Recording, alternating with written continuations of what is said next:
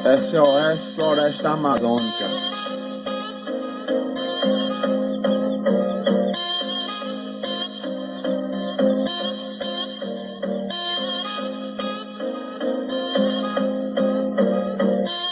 Vamos combater já com o desmatamento na floresta amazônica do nosso Brasil.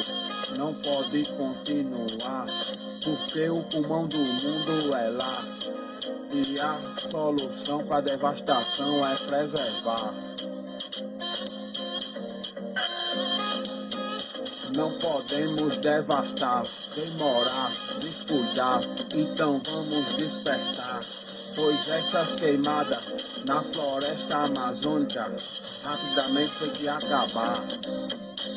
E temos que se orientar, porque senão futuramente não podemos mais respirar.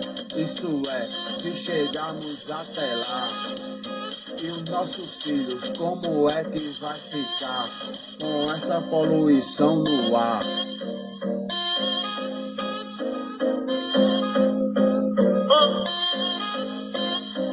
Urgentemente não podemos mais demorar, porque a situação de poluição só está a se agravar.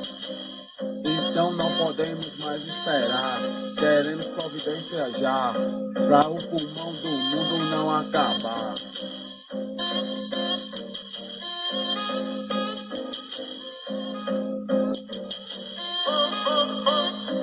O cheiro de mato verde nos faz bem, não nos faz mal, ao contrário da poluição que estraga nossos pulmões.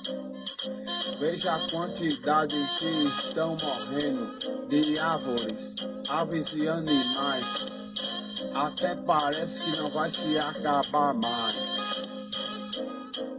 Quando a floresta amazônica era dos índios, eles não devastavam, ao contrário, preservavam. Mas no momento que os portugueses invadiram, começou a devastação. E de lá pra cá não se acabou mais não. A devastação é tão grande que é de cortar o coração. Então, guerreiro, vamos lutar para o pulmão do mundo salvar. Porque o pulmão do mundo é lá. Sei que tem muita gente de bom coração que luta para combater essa devastação, mas o apoio está pouco. Precisamos de mais reforços.